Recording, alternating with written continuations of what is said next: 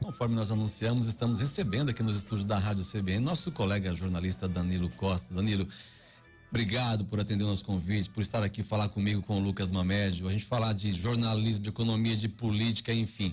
O Danilo só tem aí mais de 31 anos atuando nesse meio que é a produção de conteúdo jornalístico, é o diretor do Jornal de Domingo, do site de notícias jd1.com.br. Notícias.com. Notícias.com, jd1noticias.com. E o painel, aquele painel de LED que tem ali na Mato Grosso, ali com a Avenida do Sota. Danilo, obrigado mesmo, bom dia, tudo bem com você? Bom dia, Otávio, bom dia, Lucas, bom dia a todos os ouvintes da brava Rádio CBN que tem cumprido tão bem esse novo espaço na radiodifusão de Campo Grande, que é de fazer durante todo o dia, toda a noite, somente notícias. Corrido. Vou te dizer uma coisa, o time aqui não para, a gente começa a fazer de 5 da manhã até 7 horas da noite o dia todo, tentando levar a melhor informação, o melhor papo, a melhor entrevista, e por isso a gente convida um colega com vasta experiência. Danilo, como é que você avalia hoje? Hoje eu falei 3 veículos de comunicação aqui que você está envolvido, com painel de LED, onde você coloca, abastece, você tem o jornal impresso e você tem o site. Não é fácil, né? Não é fácil, e Otávio, o que você nota é que com o advento da internet, com as redes sociais cada vez mais presentes na vida de cada pessoa individualmente, esse processo de informação, ele tem uma velocidade muito grande. Isso é bom, as pessoas elas estão mais antenadas em tudo que acontece, você gera um nível de exigência maior na população, mas você tem também o efeito colateral. A capacidade de análise das pessoas, ela muitas vezes está sendo suprimida pelo volume de coisas que ela recebe. Como é que você melhora isso? Com o Jornal de Domingo, por exemplo, onde você consegue botar um pouco mais de opinião ali, de avaliação, ser mais analítico? Como é que você trabalha isso? Eu acho que o impresso não sofre isso. Mas quem por exemplo, se informa em grupos de Facebook, de WhatsApp e acessa links a partir do que ele vê ali, é superficial e perigoso. É superficial, perigoso, e você tem um volume muito grande de informação falsa. A semana passada, a Procuradora-Geral da República, Raquel Dodge, esteve aqui num evento do Tribunal Regional Eleitoral e ela ressaltou que uma das preocupações deles é o seguinte: 10% da população, segundo dados que eles têm, são suscetíveis a informações não verídicas que vão de mais de 20 milhões de brasileiros. De 14, segundo o dado dela. 14 milhões. 14 milhões de pessoas que são suscetíveis a informação falsa ou de origem duvidosa. Isso pode... Replicando, e segundo ela, isso aí pode mudar o resultado de qualquer eleição. Até porque olha onde isso chega. Até porque as pessoas podem utilizar, muita gente não consome notícia para se informar ou para consumir informação nova, mas para reforçar aquilo que já tem na cabeça, aquilo que ela já pensa, uma predisposição a procurar aquilo que só reforça um pensamento que ela já tem, né? Então é um problema, porque você não contradiz uma ideia que você tem, você não consegue agregar fato novo àquilo que você pensa. Então também tem esse outro viés que explica um pouco, eu acho, né, o consumo das pessoas e acreditar em algumas notícias também. E Danilo, é interessante e é perigoso esse processo que a gente está vivendo, um processo pré-eleitoral. E não vai dar tempo de orientar todo mundo e dizer, olha, você tem que ver o link, você tem que ver se o site, se tem um expediente, se tem um jornalista responsável. Exatamente. Se tem um telefone naquela página para você entrar em contato. Geralmente tem lá um WhatsApp. Você coloca onde você quiser. Então, o ouvinte da CBN neste momento, o leitor do seu jornal, do site, precisa compreender que nem toda informação que ele recebe no WhatsApp deve ser considerada verdadeira.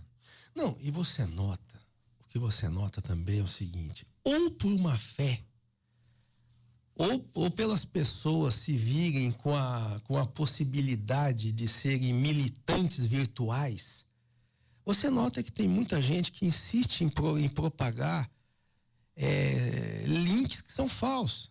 Eu sei, porque com o advento do JD1, que nós estamos há 2 anos com o site, nós estamos presentes em mais de 80 grupos de WhatsApp. E às vezes você vê, a pessoa faz uma postagem num grupo A, alguém alerta, isso é fake. Você chega no grupo C, ela está postando de novo, mesmo já tendo sido avisada que aquilo não é verdadeiro. Que fenômeno, né? Então você vê que tem uma indústria. Que velocidade da informação também que a gente está vivendo. Nesses 31 anos aí que você percorre o jornalismo e caminha pelo jornalismo também, foi preciso se adaptar. E está sendo ainda, né? A gente está tentando descobrir como é que trabalha com tudo isso também. Otávio, empresarialmente, todos os nossos olhos hoje já estão voltados para o virtual. Eu acho assim, o impresso, eu acredito que ele não caia mais, porque você tem uma geração que ela foi criada no impresso e nas escolas as crianças ainda aprendem com o livro na mão. Isso dá uma sobrevida à leitura no papel. Mas no momento que nas escolas os alunos começarem a estudar na frente de uma tela e num tablet, o impresso vai acabar. E isso a gente não sabe se é 5 anos, 10 anos, 15, 20 anos. Mas enquanto isso não acontecer, eu acredito que o impresso perdure nos níveis atuais, que já são bem mais baixos como influência. E se em qualquer pesquisa que você fizer sobre estratificação da mídia, o papel do impresso já caiu muito. Mas enquanto isso não acontecer, enquanto ainda se estudar no livro, eu acredito que o impresso fique estático nessa posição. E já é bastante aquém do que era 10, 15 anos atrás. Até porque nós também, a gente precisa se adaptar. Lucas Mamédio já é de uma geração em que o impresso exerceu pouca influência na sua vida como um todo. Mas é impressionante o quanto o impresso foi importante nos anos 80, nos anos 70, nos anos 90. A gente de manhã cedinho acordava e ia na banca comprar o jornal porque queria ver qual era a manchete do dia, qual era o grande problema. E a grande parcela da população não era atingida naqueles tempos. Hoje você percebe que uma notícia, por menor que seja, 2 linhas hoje atinge um universo impressionante de pessoas, impensável nos nossos tempos. Não, e Otávio, você vê essa questão da qualidade da informação. Esse é um dado que a gente tem lá no JD1 e você deve ter no online da CBN. Olhe o peso que uma notícia policial tem. Absurdo. Em relação a uma notícia de economia ou política. Compare os números. Não, você trabalha uma matéria de economia, Lucas Mamed, a gente faz aquele trabalho legal que vai influenciar diretamente na rotina, na vida do cidadão. Você coloca no site, ele tem um peso muito leve. Marido, por acaso, mata a mulher, a facada, nossa, aquilo explode. E isso, na sua opinião, endossa um sentimento, uma espécie de senso comum de que o problema da segurança se sobrepõe a outros problemas que nós temos no país como um todo. Não que o problema da segurança não seja importante, mas o primeiro sentimento que vem às pessoas, principalmente quando a gente vai falar em por que você escolhe candidato X aí se relaciona a eleições também, né? A questão da segurança, ela vem à tona com uma rapidez muito grande. Você acha que o nosso papel, quando a gente fala sobre, né, violência, enfim, fato é fato, né? Mas a gente tem que tomar cuidado para não fazer com que as pessoas achem que esse é o único problema ou que eles têm que ser resolvidos de uma forma errada? Olha, você parcialmente respondeu o que você me perguntou quando você falou fato é fato. O fato existe, nós não temos como deixar de divulgá-lo. Eu tenho um grande amigo meu, que é delegado da Polícia Federal, que uma vez ele me falou: eu fico com raiva quando eu vejo no seu site alguma notícia do PCC. Mas não tem como é que você não vai divulgar isso? Porque está se criando uma mística em relação àquela organização criminosa. Mas fato é fato, não tem como você divulgar. Agora, o que você nota é que além desse jornalismo que é de pautas policiais, ele tem um interesse maior da população? Tem. A questão das pautas de tragédias, de comoção, de incêndios, eu noto que tem o mesmo peso no alcance. Tá. Então, eu acho que a população, ela gosta de ver itens que gerem alguma comoção, que ela se emocione. Quanto ao nosso papel, a questão do peso político que se dá a isso, o problema que eu vejo desse tipo de questão é que ele é o mais agressivo de todos.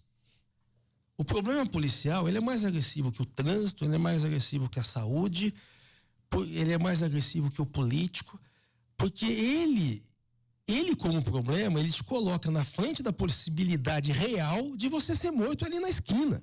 Fato, é verdade. Do seu filho ser assaltado na porta do colégio e tomar uma facada.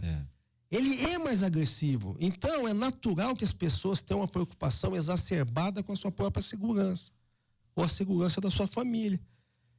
Aí você vê toda aquela questão, mas que nós vamos ficar aqui o dia inteiro. O Estado não cumpre o seu papel, a segurança é isso, ela é mal feita, ela é mal planejada. Independente de toda essa estratificação, é uma pauta com a qual as pessoas se preocupam, e a minha avaliação respondendo a sua pergunta objetivamente, Lucas, é essa. É o mais agressivo dos problemas. É o único problema que pode te matar ali na esquina da porta do seu carro. Isso acontece no país todos os dias. Todos os dias. De forma violenta, você diz, né? Não, de forma violenta e não é só violenta. Você sai daqui com o seu pagamento, ali na esquina, ele é subtraído de você com um revólver no seu rosto, não te aconteceu nada, mas você perdeu um mês da sua vida financeiramente. Então, é uma coisa muito agressiva. No ano eleitoral, geralmente, historicamente, como é que você trata essa questão? Vocês fazem pesquisa, os veículos de comunicação divulgam, como é que você se prepara para esse período a cada 2 anos, não é nem a cada 4 anos, a cada 2 anos tem uma eleição para a gente poder cobrir, né? Eu acho assim que um órgão de comunicação, obrigatoriamente, numa eleição, ele tem que ter pesquisa. Nós vamos contratar as nossas com o Instituto Atlas. E só tem uma questão, que acho que antes da Copa a gente ainda consegue divulgar uma. E depois nós vamos fazer uma a cada 2 ou 3 semanas até a eleição. Devemos ter, num período de 45 dias, 3 pesquisas. De campanha eleitoral no primeiro turno. E vai ser uma campanha rápida esse ano, hein? É rápida, é atípica, você tem alguns fatores que eles são estranhos. Você tem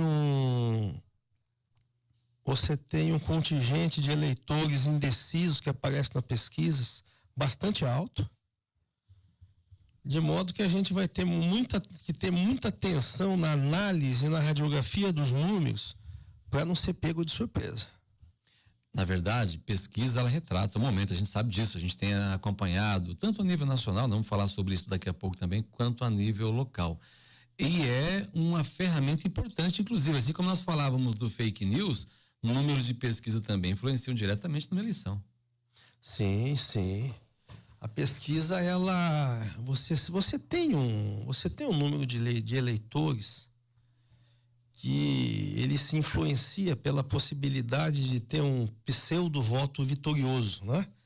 Ele vota em quem vai ganhar, ele vota em quem não vou perder melhor. Meu voto. Ainda tem muito disso. Muito disso. Eu não sei quantificar o peso disso, mas com certeza a pesquisa influencia esse tipo de eleitor. Nós estamos conversando com o Danilo Costa. Você pode acompanhar essa entrevista, assistir essa entrevista na nossa fanpage no facebook.com/CBNCG oficial. Mas a gente lembra você que essa entrevista, ela fica no nosso podcast, ela vai ser disponibilizada para que você possa também rever o bate-papo aqui no nosso papo de redação no cbncampogrande.com.br e caso você queira entrar em contato conosco, anote aí o nosso WhatsApp 998937000. Todo mundo que vem aqui, a gente não pode deixar de falar de eleições. A gente se prepara para eleger deputado estadual, deputado federal, 2 senadores, governador e o presidente da República. Na sua percepção, aqui no Mato Grosso do Sul, nós temos aqui 4 pré-candidatos. Humberto Amaduti, do PT, que amanhã vai estar aqui conosco, inclusive. Nós temos o juiz Odilon de Oliveira, do PDT, o ex-governador André Putinelli, do MDB, e o atual governador Reinaldo Azambuja, do PSDB. Qual a sua percepção, neste momento, do cenário eleitoral aqui no estado? Otávio, existem algumas articulações a nível nacional que podem ter influência aqui. Por exemplo, há uma ala do PT que quer se aliar ao Ciro. Se aliar ao Ciro Gomes, a tendência natural do PT aqui também ficar com o juiz. Odilon de Oliveira. Com o doutor Odilon. Você tem uma ala do PSDB e uma ala do MDB que querem se unir. Jogar Alckmin e Meirelles numa mesma chapa. Aí você vai ter um cenário inusitado aqui. De 2 nomes que estão duelando, que é o André e o Reinaldo, tem o mesmo palanque. E aí, como é que vai ser? O Alckmin vai no palanque do Azambuja e vai no palanque do André, porque o vice é do MDB? Como é que faz isso? É um negócio meio complicado a política, né? Não, e você ainda tem a possibilidade de algumas coligações serem positivas. Porque se um diretório nacional faz uma coligação e baixa uma resolução de que ela vai ser seguida nos estados, se isso for alinhavado lá em cima, o estado aqui embaixo tem que seguir. Não é o que está colocado, mas você vê que você ainda não tem um quadro totalmente definido. Você precisa ver o que vai acontecer lá e o que vai acontecer aqui. Fazia muito tempo que a gente não via uma eleição tão embolada como essa aqui no Mato Grosso do Sul. Muito embolada, Danilo. Não dá para falar assim, alguém está com vantagem, outro está com vantagem. Pesquisas mostram, inclusive, empate técnico. Chega a mostrar entre os três, muito próximos, o Dilon, André, Azambuja, o Dilon, Azambuja, André. Essa coisa está deixando todo mundo cabeça meio sem saber para onde vai. Os números que eu vi a nível de estado, eles sinalizam certo equilíbrio. Isso falando de 79 municípios, Exato. falando de uma coisa mais ampla, né? Não apenas de capital, Não né? apenas de capital. As de Campo Grande ainda tem uma coisa um pouco mais definida, mas as do estado, elas estão mostrando os três com números semelhantes. O que é que pode mudar aí? Qual pode ser o fator decisivo? O que é que na sua avaliação pode alterar o cenário ou indicar uma vantagem para um ou uma vantagem para outro? Você acredita que esse monte de denúncia que a gente vê aí, ou a história pessoal de cada um, como é que você avalia que eles vão explorar essa eleição? Ou será explorada? Tudo bem que a gente sabe que é da pior forma possível, mas como é que você prevê? Otávio, política, se você pegar, você vai ver exemplo, você tem exemplo para os dois lados em qualquer situação. Então, a denúncia, ela feita, ela pode não redundar em absolutamente nada? Pode. Como ela pode derrubar um candidato também. Você tem exemplo para as duas situações, então é difícil você fazer uma futurologia aqui. Olha, vai ser uma campanha de embate e o embate vai decidir. Só o tempo vai responder. Agora, você tem algumas coisas que elas são pontuais e que podem pesar. Você ter uma imagem boa ajuda, você ter uma estrutura boa de campanha ajuda, você tá presente em mais municípios ajuda, o momento ser a seu favor ajuda, e você nota que alguns candidatos, eles são mais fortes em alguns quadrantes e outros mais fortes em outros.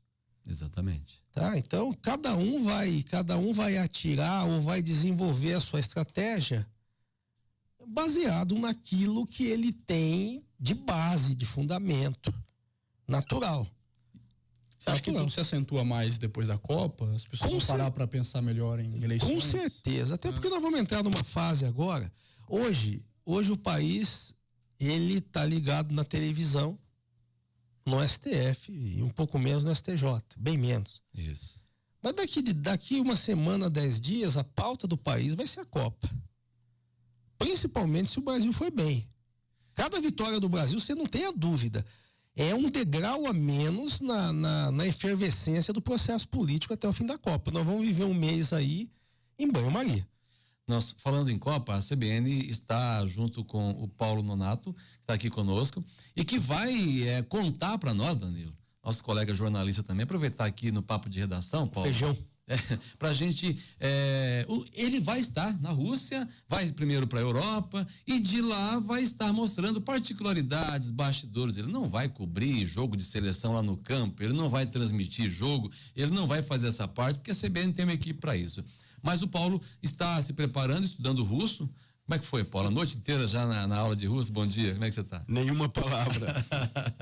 Nada a declarar. Nada a declarar, nem em português, muito menos em russo. Esse trabalho que a gente vai fazer, ele é um trabalho interessante, Danilo, com o nosso colega, o Paulo, porque ele vai diariamente estar mostrando pra gente, por exemplo, comida típica, vai estar mostrando a forma de diversão daquele país, como é que se vive numa Rússia, como é que tá a temperatura por lá, Paulo? Você já pesquisou isso? Você vai passar frio lá? Como é que vai ser? Não, eu penso que não, é o que se imagina, né? Claro que não dá para você apostar que vai estar calor porque é época de verão, com certeza não. A temperatura média 12 graus, 8 graus, enfim. Então isso para nós é inverno rigoroso. Então você tem que ir preparado, né? O verão deles não é o verão nosso. Às vezes você lê aqui notícias de que lá o pessoal morrendo de calor, mas você vai ver tá 20 graus, 17 graus, o cara tá morrendo de calor, né? Então, 17 graus aqui, nós estamos com uns 2, 3 cobertores, né, para dormir. É verdade. Né? Isso também tem pouca influência na seleção, porque muitos jogadores da seleção brasileira jogam na Europa, estão acostumados com esse clima baixo também, né? Com certeza, a maioria. Você tem só 3 jogadores que atuam no futebol brasileiro, né? E que também não vai sentir isso, não, né? Eles são tão protegidos que não vão sentir nem frio. Acho que eles vão tirar de uma boa. Danilo, você sai de Campo Grande. Você já assistiu alguma Copa? Já foi em algum jogo? Não tive essa oportunidade. Essa vai ser a terceira do Paulo, e o Paulo a gente tem aqui diariamente buscado pautas para quê? Para que quando chegar num país como esse, é um país novo, uma cultura diferenciada, é um país, né, até certo ponto, a gente conhece muito pouco de Rússia ainda nos dias de hoje, né? Sim. A União Soviética é totalmente fechada, como eram os países comunistas até o final dos anos 90. E agora descobrir. O que nós queremos que você nos mostre é exatamente o que não conseguimos ver ao longo dos últimos 20 anos aí, apesar de toda a abertura que a gente viu acontecer. Paulo. Claro, como eu disse ontem, eu vou fazer o que eu gosto de fazer, né? Que é comportamento, que é tendência, é uma coisa que normalmente você não faz, né? Numa redação. As redações se preocupam com o dia a dia, com o factual, vamos dizer assim, mas nada em relação a comportamento, isso é geral. E eu vou fazer aquilo que eu realmente gosto, né? Aquilo que você às vezes deixa de fazer por conta do factual, que te exige um outro tipo de foco, te dá um outro tipo de foco e de outro tipo de pauta, né? E é isso que teremos aqui diariamente de você. É o que eu me proponho fazer, quer dizer, é o que eu gosto de fazer e que para mim vai ser uma diversão. E Otávio, o Feijão, o Paulo Nonato. Paulo Nonato de Souza com Z. Ele vai ter uma dificuldade que muitos turistas têm. O cidadão russo na rua, normalmente ele não fala inglês. Isso gera uma dificuldade de comunicação que você tem as excursões que vão à Rússia, obrigatoriamente, elas não fazem programa de, assim, com todo mundo na rua, sem guia. Não, você, via de regra, você tem que ter um guia. Tem os aplicativos de celular hoje que você fala e traduz para você. Eu até passei a dica já pro Paulo. Agora, só falando isso que o Danilo comentou aqui, são situações diferentes. Nós aqui no Brasil, ainda hoje, o inglês é um diferencial. Ainda hoje é um diferencial. Mesmo em grandes centros como São Paulo, Rio, ainda é um diferencial. Eu me lembro que na Copa de 2014, que a gente deu ênfase aí, que a imprensa deu ênfase nisso, que o brasileiro não falava inglês, etc. Eu mesmo fiz algumas experiências, cheguei em alguns lugares e falei, tipo no Rio de Janeiro, por exemplo. Eu estive no Rio na época da Copa das Confederações, e aí desembarquei lá no aeroporto lá, o secundário do Rio, como é Santos Dumont, e fui no setor de informação e falando em inglês. Só em inglês. E eu, graças a Deus, tenho a facilidade do sotaque, né? Eu pego fácil, né? Então eu fui lá falando como um americano, né? E o pessoal ficou perdido sem... Faltava informação. Foi uma Copa do desastre essa. Tomara que essa seja melhor. Vamos esquecer a Copa de 2014, porque foi terrível. Aquele 7-1 não sai da nossa memória. E aí é um comportamento. Eu lembro que até brinquei com isso. Ao mesmo tempo que eu falava inglês com o pessoal, eu ficava digitando com a minha filha aqui, né? E rindo daquilo que eu estava fazendo, né? Mas assim, testando, né? Então, assim, é uma questão de investimento em educação, etc., aquilo que a gente sempre ouve. No caso da Rússia, eles têm uma aversão ao inglês por conta do americano, né? Isso vem desde a Guerra Fria. Eles têm uma aversão ao inglês por conta dos ingleses, que eles também não sentam à mesma mesa com os ingleses. Então, por que eles vão aprender a falar inglês? Você entendeu? Então, nem tanto pela questão do investimento em educação, mas porque eles não suportam mesmo nem americano e nem inglês. Paulo Nonato de Souza, nosso correspondente na Rússia. Danilo, voltando agora para o campo da política, nós estamos prestes a eleger um presidente da República, né? E é sobre esse tema que nós vamos falar logo depois do intervalo comercial. A gente falava do processo eleitoral para presidente da República. Qual é a percepção do colega? Otávio, eu sempre tive uma avaliação que o maior cabo eleitoral do Bolsonaro era o Lula, independente da força dele. Hoje, com o Lula fora da eleição, você tem o Bolsonaro estático num patamar, porém, esse patamar já lhe dá grandes possibilidades de ir para o segundo turno. Ponto. E você tem na esquerda e no centro vários candidatos com potencial de voto parecido. Ciro, Marina. Ciro, Marina, o próprio Alckmin, que não vai ficar com 4%. É um candidato que vai para 2 dígitos, fácil, logo, logo.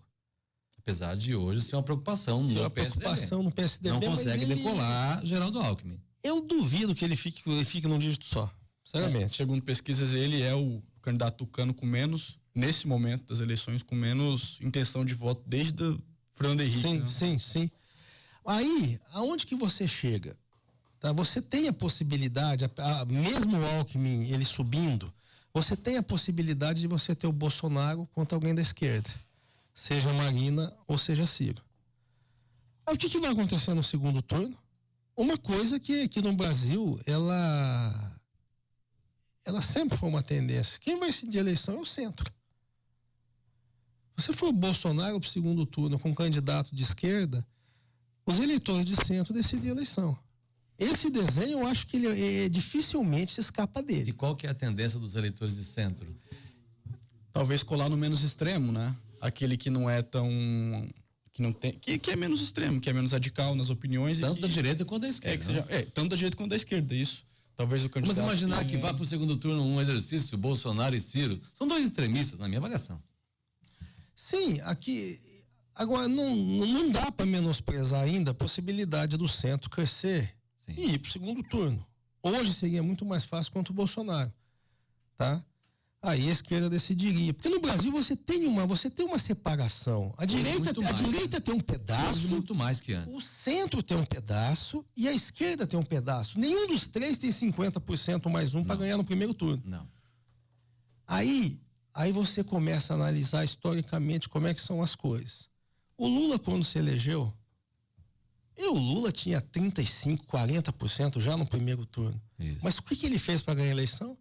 Ele foi buscar um vice beato, conservador, que era o senador José de Alencar. Isso. E maneirou o próprio discurso também, né? Maneirou o discurso justo. Exato, justamente. Levou o centro para ele. Exatamente, levou no primeiro turno. Isolou a articulação empresarial que poderia derrubá-lo de CNA, de FIEMES, disso, de Fiesp, CNI. O setor empresarial se acomodou. Aí que eu acho que é uma coisa que a gente tem, que o Bolsonaro, que está numa boa posição, deveria analisar, é isso. Ele já deveria ter hoje alguém moderado, colado na chapa dele, com perspectiva de ser vice, ou já sendo vice. Eu se estivesse na campanha dele, a sugestão que eu daria para ele é essa: arrume alguém de centro, arrume alguém moderado, que ele visse sua imagem. Você acha que aqui no estado o vice vai fazer diferença na candidatura a governador? Depende. Pouco se fala nisso, né? Eu não ouvi, não ouço muito. Não, eu acho que vai no mesmo raciocínio do nacional. Essa questão que a gente colocou agora de você ter um vice que tem uma imagem diferente do candidato, por que a sugestão? Porque agrega. Se você tiver um vice na sua campanha a nível estadual que agregue alguma coisa, é lógico que soma. Se você tiver um vice muito forte em Dourados, por exemplo, é evidente que ele vai somar. Ele tem um vice que agrega, aquele que não atrapalha, né? E é perigoso ter aquele que atrapalha. Aí tem os 3 cenários. Mas a possibilidade de você ter um vice que some para sua chapa, isso pode ser medido inclusive em pesquisas. Não é uma coisa que você faz no voo cego. Tipo um DEM aqui, né? Sim. É um vice que agrega, penso eu. Por isso é a noiva do momento, né? Murilo Zawitz, enfim, a gente vem acompanhando, a gente vem olhando, falam vários nomes.